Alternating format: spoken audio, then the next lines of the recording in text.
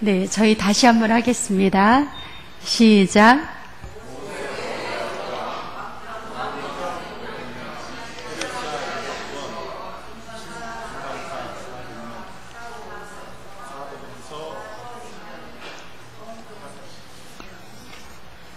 네, 잘하셨습니다.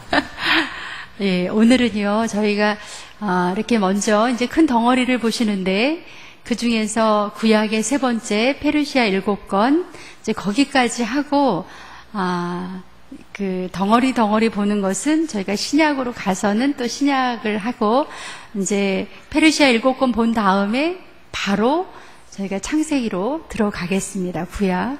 저희가 지금 수요 예배 때 진도 어디 나가는지 아시나요?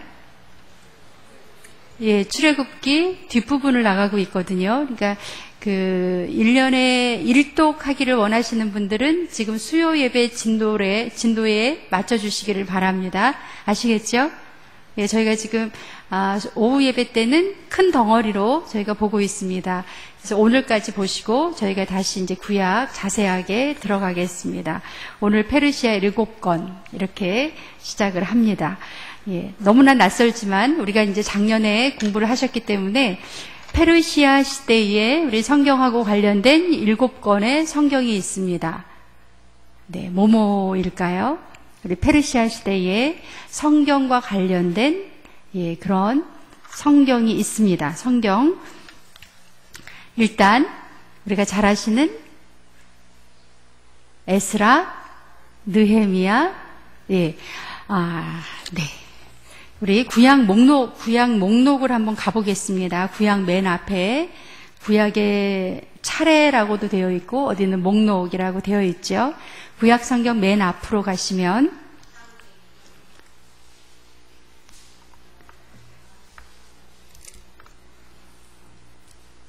네, 다 펴놓으셨나요? 예, 우리가 창세기부터 앞에 5권은 모세오경 이렇게 말을 합니다. 그래서 모세오경 다시 한번 해보겠습니다. 시작. 창세기, 출애굽기, 레위기, 민수기, 신명기. 그 다음부터 여호수아서부터 에스라, 느헤미야까지를 이렇게 묶으셔서 역사서라고 써놓으시면 훨씬 쉽겠지요. 예, 여호수아부터 에스라, 느헤미야까지. 어떻게 목록을 나누죠? 역사서. 예, 역사서 이렇게 말합니다. 그 다음에 에스더부터 아가서까지는 시가서, 예, 성문서라고도 하고요. 성문서라고 적어 놓으시면 좋고, 그 다음에 이사야부터 마지막 말라기는 예언서입니다. 예언자들의 이야기, 예언서입니다. 예, 제가 다시 한번 불러드릴게요. 창세기부터 신명기까지는 모세, 오경, 여호수아에서 느헤미야까지는 역사서, 그 다음에 에스더부터 아가서는 성문서 또는 지혜서, 네, 시가서, 예, 시가서죠. 그 다음에 이사야부터 말라기까지는 예언서입니다. 그런데 우리가 그 시대별로 성경을 이렇게 읽다 보면 역사서에서 조금, 예언서에서 조금, 시가서에서 조금 이렇게 됩니다. 예. 다시 저를 보시면은요, 성경은 역사선으로 되어 있습니까? 아니면 어떤 주제별로 묶어 있습니까? 주제별로 묶여져 있어요. 그래서 우리가 그 시대를 알지 못하면 예언서를 읽어도 무슨 말인지 몰라요. 예를 들면 우리 이제 초대 대통령이 누구죠? 우리 이승만이고 지금 현재 대통령이 박근혜 대통령입니다. 그런데 후대에 어떤 사람이 후대에 한 100년 지나서 어떤 청년이 우리나라 역사를 알고 싶어요. 그런데 이승만 대통령을 2015년에 재임한 대통령으로 알고 읽으면 이해가 될까요? 전혀 이해가 안 됩니다. 그러니까 우리가 역사를 모르면 성경의 역사도 마찬가지거든요. 그래서 좀 연결을 시켜보겠습니다. 이 예언자는 어느 시대에 활동했는가라는 걸 아셔야 그게 이제 이해가 되죠. 일단 에스라 느헤미야 찾으셨죠? 예, 역사서에서 마지막 에스라 느헤미야서, 이게 이제 우리가 말하는 포로 후기, 포로에서 돌아온 다음의 역사입니다. 포로 후기 역사, 바벨론으로 끌려갔다가 돌아온 사람들의 이야기가 어디예요? 에스라 느헤미야입니다. 이때 이 시대가 어느 시대냐면 페르시아 시대예요. 그러니까 우리는 이제 포로로 갔다가 끌려온 시기라는 것도 아셔야 되고, 이때 전 세계를 지배했던 나라는 페르시아랍니다. 그래서 우리가 성서를 가지고 얘기할 때는 포로 후기 시대, 세계사적으로 말할 때는 페르시아 시대. 예, 따라하겠습니다. 포로 후기 시대, 페르시아 시대, 예, 같은 시대를 말하는 거예요. 예, 페르시아 시대에 이스라엘 백성들이 바벨론으로 끌려갔다가 돌아옵니다. 네, 그래서 그 시대에 활동한 예언자들을 우리가 찾아보겠습니다. 페르시아 시대 때 활동한 예언자가 누굴까요? 일단 다니엘. 예, 다니엘. 또 누가 있을까요? 에스겔. 예, 다니엘, 에스겔. 또 있죠. 누가 있을까요? 예, 힌트를 드립니다. 여자입니다. 여자, 선지서. 에스더. 네, 에스더가 있습니다. 네. 우리 예언자, 이 페르시아 시대 때 활동한 예언자, 지금 누구 얘기했죠? 에스겔, 다니엘, 에스더, 네, 에스더까지. 그렇죠. 그 다음에 선지자가 또 있습니다. 학개, 맨 마지막에 나오는 선지자 있잖아요. 학개, 스가랴, 말라기. 맨 마지막 세 사람도 어느 시대에 활동했다고요? 페르시아 시대에. 예, 페르시아 시대. 그러면 7권이 됩니다. 그래서 우리가 페르시아 7권 이렇게 외우시는 거예요. 네, 역사서로는 에스라, 느헤미야. 예, 이 시대, 에스라, 느헤미야가 활동하던 시대에 활동했던 선지자들의 이름은 누구요? 에스겔, 다니엘, 또 여선지자 에스더, 학개, 스가랴, 말라기. 네, 잘 되셨나요? 네, 에스라, 느헤미야, 또 에스라, 느헤미야, 에스더, 학개, 스가랴, 말라기. 네, 다니엘서는 지금 그 전에 바벨론 시대도 들어가고 이 페르시아 시대도 들어가고 이렇게 걸쳐 있습니다. 그러면 페르시아 7권 했을 때 한번 우리가 이제 각자 자기 말로 한번 해보세요. 예, 지금 한 1분 시간 드리겠습니다. 7권을 한번 해보세요. 내 말로 이렇게 말 좀 해보세요. 예, 이렇게 정리해보세요. 7권이 되는지.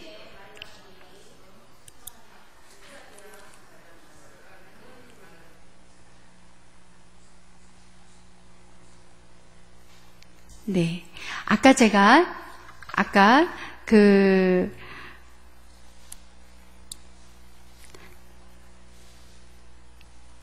에스겔서 말씀드렸죠. 제가 말씀드렸죠. 에스겔서는 포로에서 돌아오도록 노력한 선지자. 그러니까 제가 말씀을 잘못 드린 거죠. 에스겔서는 포로에서 돌아오도록 바벨론에서 활동한 선지자. 그러니까 제가 말씀을 잘못 드렸습니다. 에스겔서는 여기에 해당이 안 되는 거죠. 죄송합니다. 다시 할게요.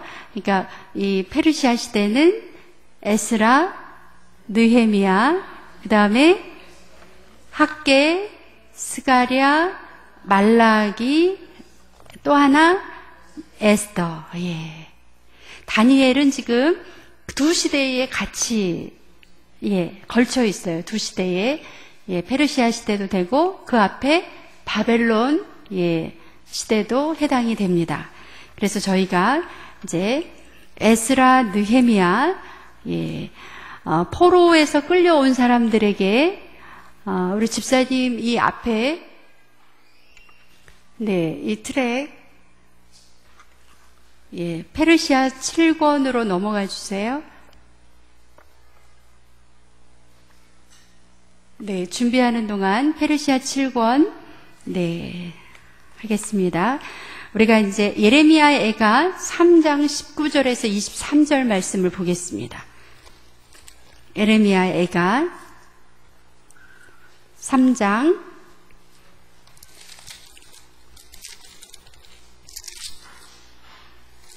예레미야의 애가 3장 19절에서 23절 말씀을 보겠습니다. 페이지로 1147조. 에레미야 애가는 누가 부른 슬픈 노래인가요? 에레미야 애가는 예레미야가. 너무 쉬운 말씀을 제가 여쭤봤죠. 예레미야 애가는 예레미야가 부른 애가 슬픈 노래 이런 말입니다. 그래서 에레미야가 왜 이렇게 슬펐을까요? 나라가 망했기 때문에, 나라가 망해서 에레미야가 남유다가 망할 때 활동한 선지자가 이 예레미야죠. 그가 이제 19절부터 나라가 망하는 모습을 보고 이렇게 하나님 앞에 절규를 합니다. 3장 19절, 23절까지. 3장 19절에서 23절까지 1147쪽입니다. 1147쪽 같이 읽겠습니다. 시작. 내 고초와 재난 곧 쑥과 담즙을 기억하소서. 내 마음이 그것을 기억하고 내가 낙심이 되오나 이것을 내가 내 마음에 담아두었더니 그것이 오히려 나의 소망이 되었사옴은 여호와의 인자와 긍휼이 무궁하심으로 우리가 진멸되지 아니함이니이다. 무슨 지금 기도를 하고 있는지 19절에 보시면 지금 예레미야라는 선지자가 내 마음이 어떻다고 그랬어요? 내 고초와 재난 곧 쑥과 담즙을 기억하옵소서. 내가 너무 슬프고 너무 힘들고 나라가 망하는 것을 내가 보면서 정말 어떻게 표현을 해야 될지, 그래서 담즙, 나의 이 고통과 나의 이 어려움을 하나님 기억하옵소서 이렇게 기도를 합니다. 내 마음이 그것을 기억하고 내가 낙심이 되는데 21절에 보시면 이것을 내가 내 마음에 담아두었더니 이게 뭘까요? 나라가 망하는 것, 나라가 망하는 모습을 내가 마음에 담아두었더니 그것이 오히려 나의 소망이 되었다. 이게 도대체 무슨 말일까요? 나라가 망했는데 그걸 내가 마음에 담아두고 내가 너무 힘들어하고 속상해하고 정말 내 담즙을 기억하소서 할 정도로 그렇게 하는데 이것이 바로 소망이 됐다. 그게 바로 그 다음 줄입니다. 22절 시작. 여호와의 인자와 긍휼이 무궁하심으로 우리가 진멸되지 아니함이니이다. 이것들이 아침마다 새로우니 주의 성실하심이 크시도소이다. 예레미야가 지금 감사한 게 있어요. 감사를 이렇게 합니다. 아침마다 주의 성실이 크다고 고백하는 내용이 뭐예요? 그 바로 22절.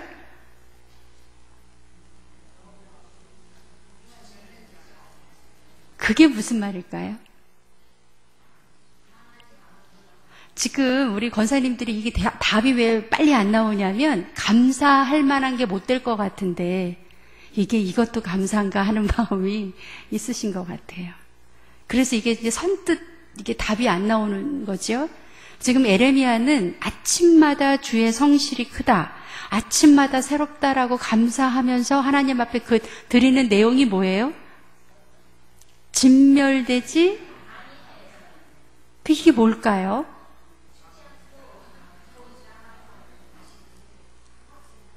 이스라엘 민족이 완전히 다 멸하지 않고 살아남은 사람들이 있다는 거에 대해서 감사해요.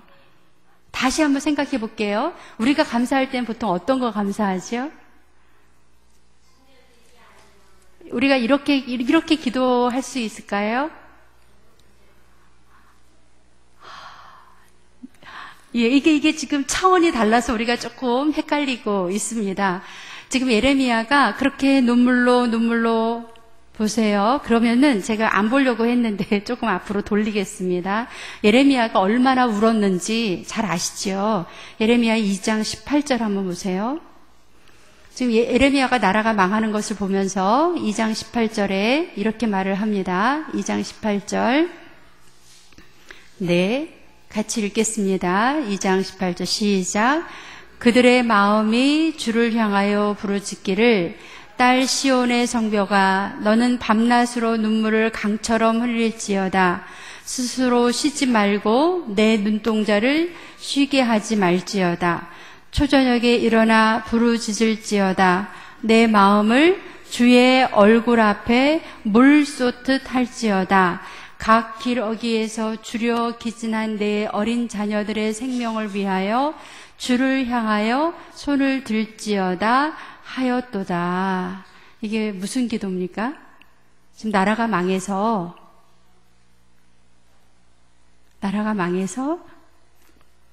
초저녁부터 지금 부르짖으면서 우리 어린 아이들이 먹을 게 없어서 지금 울부짖고 있는 상황을 지금 이야기를 합니다.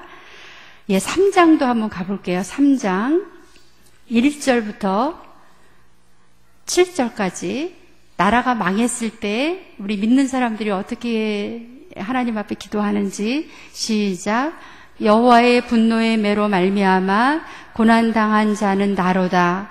나를 이끌어 어둠 안에서 걸어가게 하시고 빛 안에서 걸어가지 못하게 하셨으며 종일토록 손을 들어 자주자주 나를 치시는도다.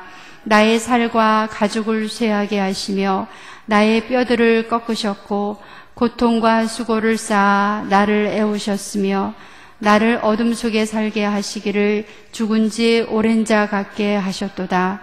나를 둘러싸서 나가지 못하게 하시고 내 사슬을 무겁게 하셨으며 내가 부르짖어 도움을 구하나 내 기도를 물리치시며 다듬은 돌을 쌓아 내 길들을 막으사 내 길들을 굽게 하셨도다. 그는 내게 대하여 엎드려 기다리는 곰과 은밀한 곳에 있는 사자 같으나 나의 길들로 치우치게 하시며 내 몸을 찢으시며 나를 적막하게 하셨도다. 거기까지만 읽을게요. 예레미야가 지금 어떻게 기도하고 있습니까? 내가 뭐 같다?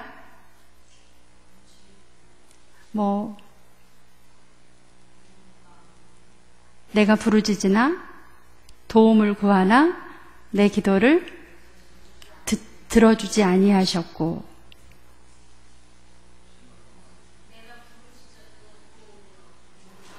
고통과 수고를 쌓아 나를 애우셨고 나를 어둠 속에 살게 하시기를 죽은 지 오랜 자 같게 하셨도다. 우리나라가 이제 나라가 망했을 때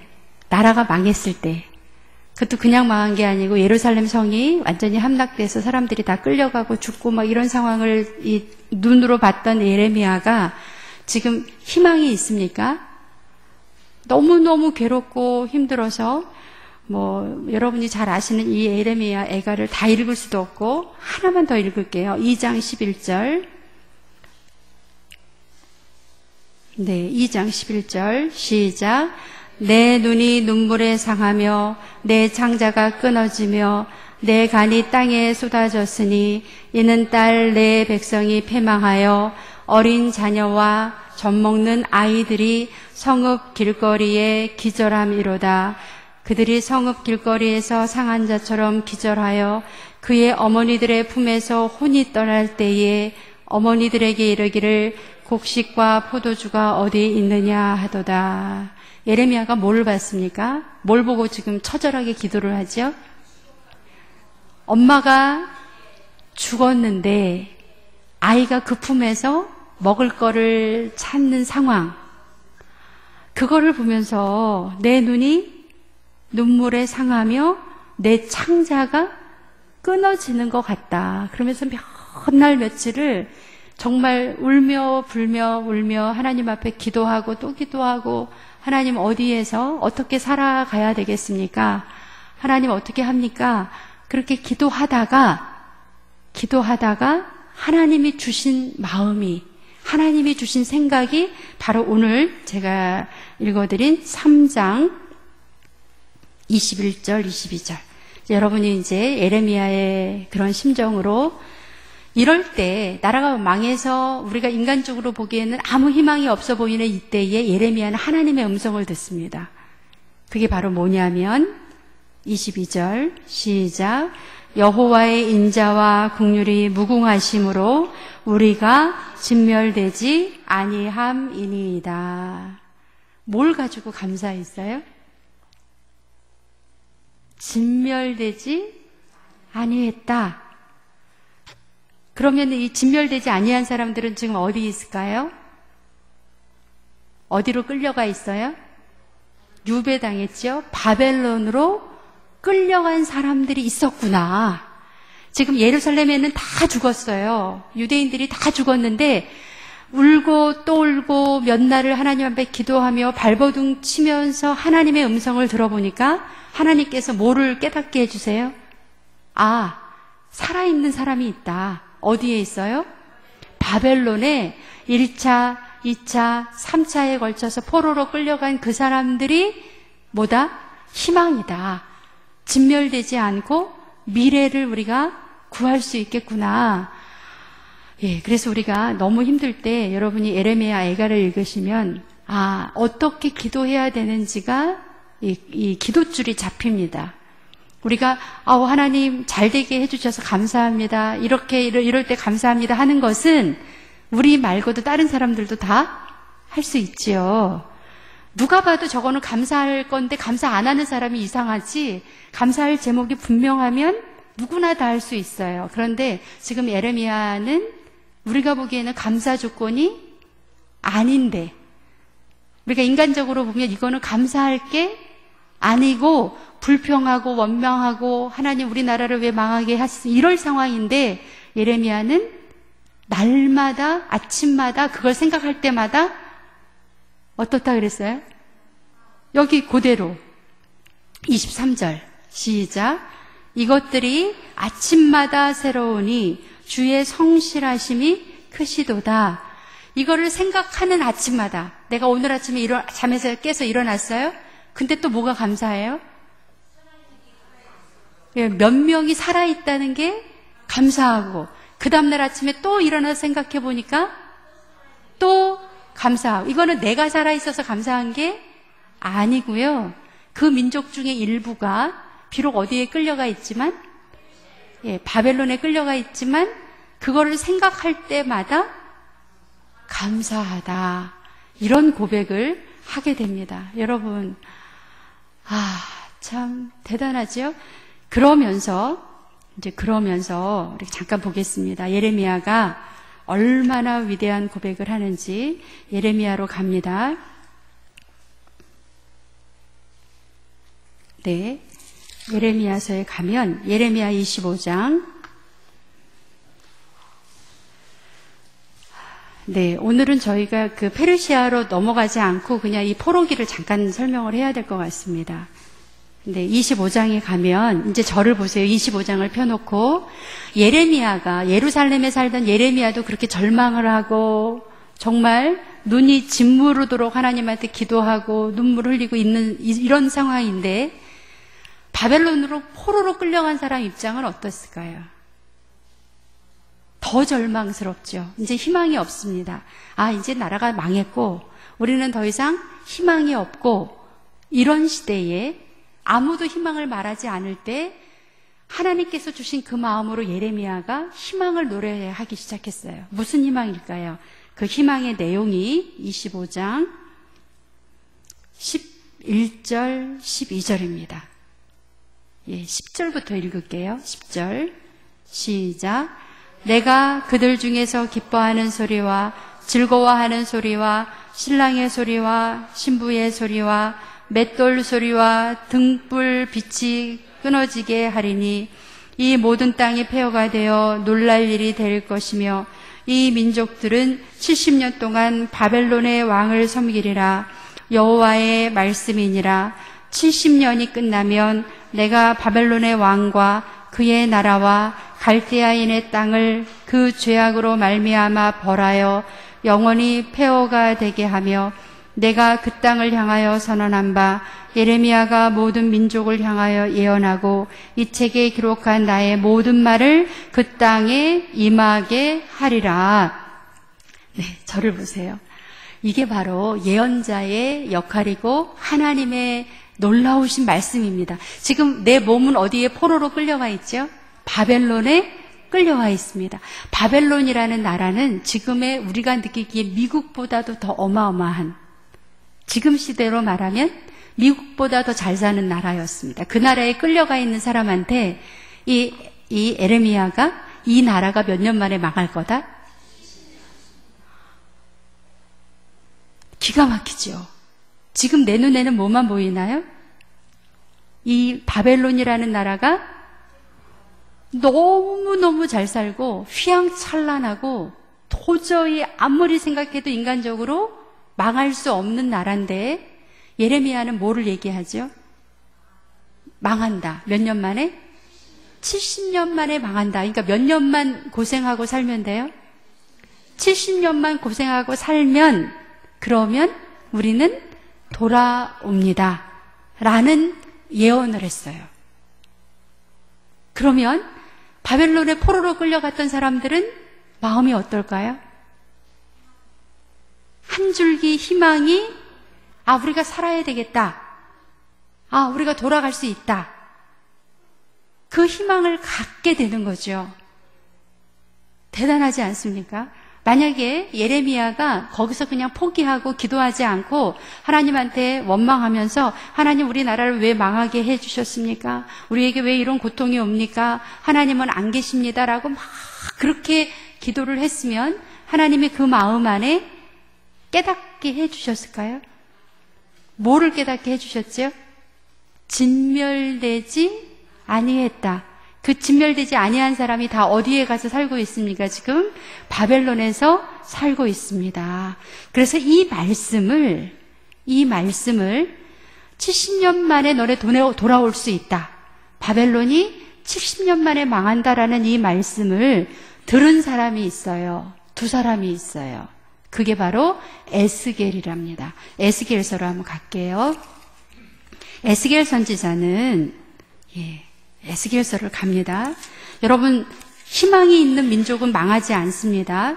에스겔이 잘 보세요. 에스겔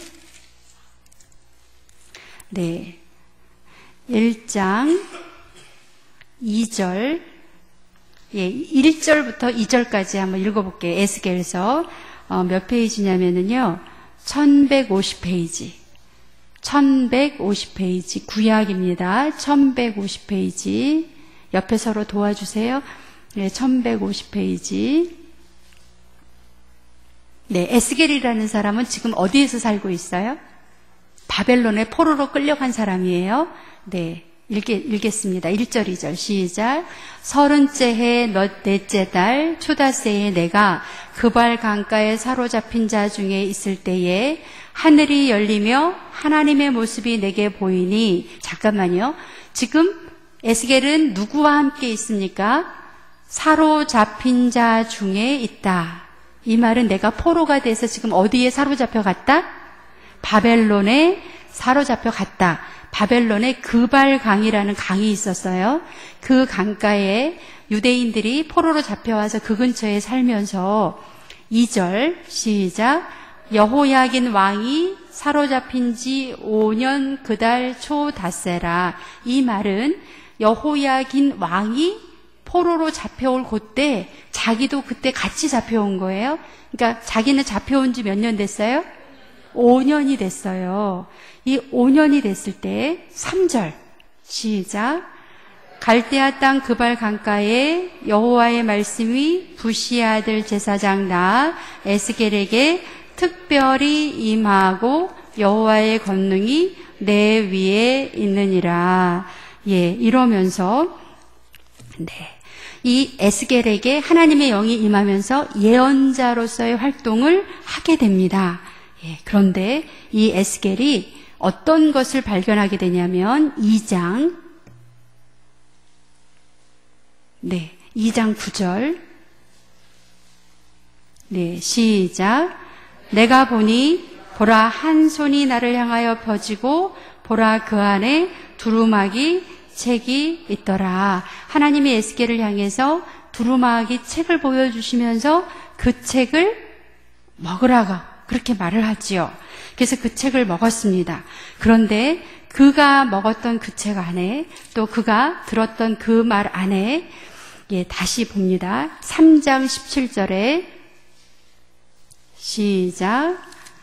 인자야 내가 너를 이스라엘 족속의 파수꾼으로 세웠으니 너는 내 입의 말을 듣고 나를 대신하여 그들을 깨우치라. 잘 보세요. 에스겔을 어떻게 불렀다고요?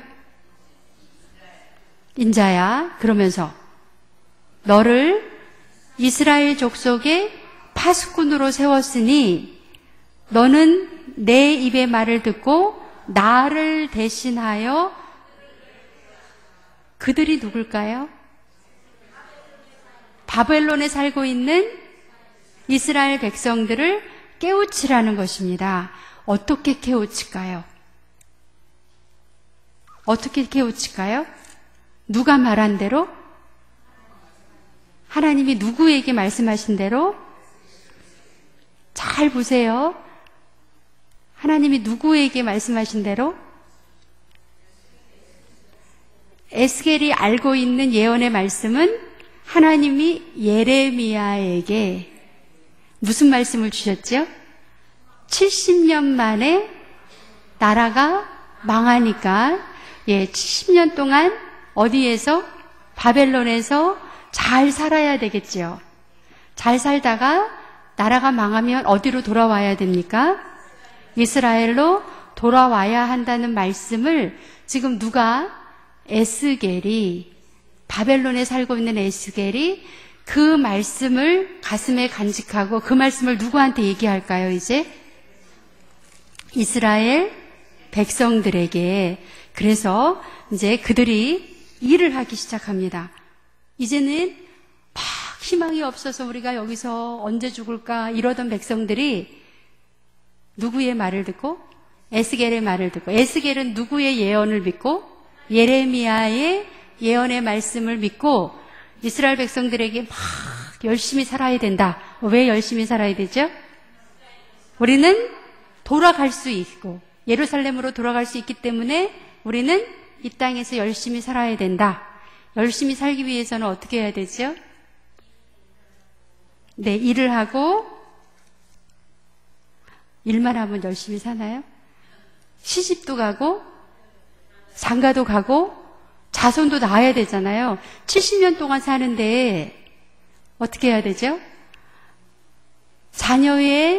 자녀를 낳고 이렇게 살아서 나중에 돌아갈 때는 그리고 그냥 몸만 가야 되나요? 뭘 가지고 가야 되죠? 그러니까 저희가 이제 성경을 읽으실 때 70년 만에 돌아가야 돼요. 돌아갈 생각을 하는 사람은 여기에서 열심히 돈을 모아서 그 돈을 가지고 또 시집가고 장가가서 그 자녀들과 함께 예루살렘으로 돌아가야 됩니다. 그러니까 열심히 살았을까요? 안 살았을까요? 열심히 살았죠. 열심히 살아서 이 가르침을 받은 사람들 중에 누가 나오죠? 열심히 사람들 중에서 여러분이 지금 아까 얘기했던 누구였죠? 여자 에스더. 그러니까 이스라엘 민족이 바벨론에서 살면서 구차하게 막 노예처럼 그렇게 살지 않고 아주 당당하게 열심히 잘 살았습니다. 그래서 유대 민족이 이 바벨론에서 굉장히 출중한 인물들이 많이 나왔어요. 예, 다니엘서를 잠깐 보겠습니다. 아까 우리가 다니엘서 얘기했죠. 다니엘서를 잠깐 봅니다. 다니엘이라는 사람은 이 페르시아 시대 때 얼마나 잘 살았는지, 잘 산다는 것은요, 6장 1절. 네, 6장 1절. 다니엘서 6장 1절. 6장 1절. 1242쪽. 예, 다리오라는 사람은 페르시아 왕입니다. 옆에다 이렇게 써놓으세요. 여기 6장 1절 1242쪽. 다리오는 어느 나라 왕이라고요? 페르시아 왕입니다. 예, 그 생각하시면서 1절과 2절 읽을게요. 시작. 다리오가 자기의 뜻대로 고관 120명을 세워 전국을 통치하게 하고 또 그들 위에 총리 셋을 두었으니 다니엘이 그 중에 하나이라. 예, 잠깐만요. 전국을 다스리기 위해서 페르시아의 다리오 왕이 몇 명을 세웠어요? 고관 120명을 세웠습니다. 우리로 말하면 도지사 정도 되는 사람들이 몇 명이 있었어요? 120명이 있어요. 이렇게 나라가 큰 거예요, 페르시아가. 근데 그 중에 그 120명을 총 이렇게 관리하는 사람 몇 사람을 세웠어요? 총리 3사람. 그런데 그 중에 한 사람이 다니엘이었습니다. 네. 그래서 그 뒤에 이는 고관들로 총리에게 자기의 직무를 보게 하게 하여 왕에게 손해가 없게 하려 함이었더라. 이런 역할을 누구한테 맡겼어요? 유대인 다니엘에게 맡겼습니다. 그래서 3절 보시면 시작. 다니엘은 마음이 민첩하여 총리들과 고관들 위에 뛰어남으로 왕이 그를 세워 전국을 다스리게 하고자 한지라. 네, 그 정도로 다니엘이라든지 에스더라든지 이런 사람들이 왜 희망을 가지고 살 수 있었어요? 예루살렘으로 돌아간다는 그 예언. 근데 그 예언은 누가 받은 예언이에요? 예레미야가 받았어요. 그래서 우리가 다시 예레미야로 갑니다. 예레미야로 갑니다. 그 예언이 몇 장이었죠? 예레미야 25장입니다. 네. 여러분이 꼭 기억을 해야 될 것은 예레미야가 지금 언제 이 예언을 받았어요? 나라가 망했을 때. 그리고 그가 어느 정도로 하나님 앞에 울며 불며 기도했어요? 내가 내 눈이 녹아내리고 마음이 그렇게 기도할 때 하나님께서 그에게 아주 불시 조금만 희망을 주셨어요. 그 희망은 뭐였죠? 남아있는 사람이 있다. 희망을 버리지 말아라. 진멸되지 않았다는 거에 그 조금만 희망을 가지고 그가 하나님한테 기도할 때 하나님이 그에게 70년 후에 돌아온다는 예언을 해줬고 그 예언을 가지고 지금 우리가 3명을 배우셨습니다. 에스겔 선지자가 선지자로 활동했어요. 또 누구? 다니엘이라는 사람은 총리 중에 한 사람으로 활동했어요. 또 에스더는 왕후가 됐어요. 왕비 중에 한 사람이 됐어요.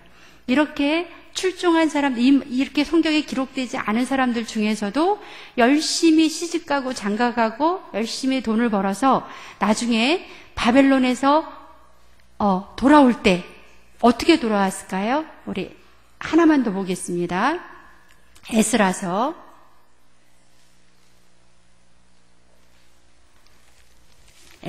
보시면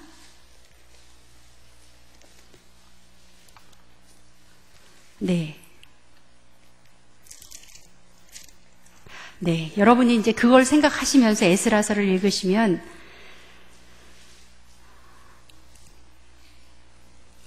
네, 1장 4절부터 에스라 1장 4절 네, 돌아옵니다. 에스라에서 보면 1장 1절 읽고 1장 4절 읽겠습니다. 711쪽입니다. 에스라서는 지금 배경이 어떻게 되냐면 바벨론에 있던 사람들이 어디로 돌아오는 거예요? 예루살렘으로 70년이 지나서 돌아오는 겁니다. 그래서 1장 1절 시작. 바사왕 고레스 원년에, 바사는 페르시아를 성경에서는 바사라 그래요. 그러니까 위에다 이렇게 써놓으세요. 바사는 페르시아를 말합니다. 바사왕, 그러니까 페르시아 왕 고레스 원년에 여호와께서 예레미야의 입을 통하여 하신 말씀을 이루게 하시려고, 거기에다가 예레미야를 통하여 하신 말씀, 거기다 밑줄. 이게 뭐라고 배우셨죠? 예레미야의 입을 통하여 하신 말씀. 그게 뭐예요? 70년 만에 돌아온다는 말. 그게 어디에 있었죠? 예레미야 25장. 빨리 써놓으세요. 네, 우리가 이제 조금만 지나면 또 금방 잊어버립니다. 에스라 1장 거기에 예레미야의 입을 통하여 하신 말씀, 이게 뭐냐면 70년 만에 돌아온다는 예언이에요. 이 말씀은 어디에 있었냐면 예레미야 25장 11절 12절입니다. 써놓으셨어요? 네, 이걸 알아야 이걸 읽으실 때 감동이 되는 거예요. 네, 그럼 다시 한번 우리가 감동을 가지고 읽어보겠습니다. 1장 1절 시작. 바사왕 고레스 원년에 여호와께서 예레미야의 입을 통하여 하신 말씀을 이루게 하시려고 바사왕 고레스의 마음을 감동시키심에 그가 온 나라에 공포도 하고 조서도 내려 이르되 예루살렘으로 돌아가라. 이제 그 말입니다. 그런데 돌아갈 때 그냥 돌아간 게 아니고 4절 시작. 그 남아있는 백성이 어느 곳에 머물러 살든지 그곳 사람들이 마땅히 은과 금과 그 밖의 물건과 짐승으로 도와주고 그 외에도 예루살렘에 세울 하나님의 성전을 위하여 예물을 기쁘게 드릴지니라. 네, 그 다음에 6절에 또 보세요. 6절 시작. 그 사면 사람들이 은 그릇과 금과 물품들과 짐승과 보물로 돕고 그 외에도 예물을 기쁘게 드렸더라. 네, 그리고 그 뒤에 보시면 돌아오는 사람들이 가지고 온 물품이 나와요. 돌아올 때. 64절부터 우리가 시간이 없어서요. 제가 그냥 눈으로 설명할게요. 입으로 여러분 눈으로 읽으세요. 64절. 돌아온 사람이 몇 명이다? 온 회중의 합계가 42,360명이다. 몇 명이 돌아왔다고요? 42,300명. 네, 이게 몇 차에 걸쳐서 왔기 때문에 이 사람들이 다가 아닙니다. 그런데 이 사람들이 올 때 70년 동안 열심히 살아서, 잘 보세요. 열심히 살아서 65절 남종과 여종이 몇 명이고 노래하는 사람이 200명이고 66절 말이 736이요. 노새가 245요. 낙타가 435요. 나귀가 얼마요? 뭐 쭉 나옵니다. 이거를 볼 때 여러분이 이 사람들이 70년 동안 예루살렘에서 어떻게 살았구나? 열심히 살았구나. 왜 열심히 살았어요? 돌아오려고. 돌아올 때 몸만 가지고 오면 얼마나 살기가 힘들겠어요. 그래서 돌아와서도 자기가 바벨론에서 열심히 살아서 그가 부귀영화를 그걸 다 가지고 돌아왔습니다. 오늘은 예레미야의 예언이 70년 만에 어떻게 이루어져서 이스라엘 백성들이 어떻게 돌아왔는지 그 대목만 저희가 같이 보셨습니다.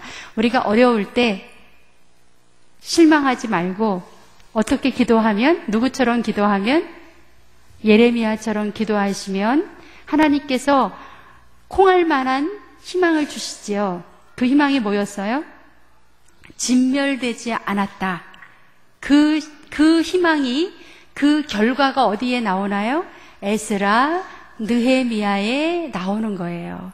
그 후손들이 이렇게 잘 돼서 다시 고국 땅 예루살렘으로 돌아오는 이야기가 어디라고요? 에스라, 느헤미야입니다. 그래서 우리가 다음 주에는 이제 본격적으로 에스라, 느헤미야 들어가겠습니다. 기도하시겠습니다.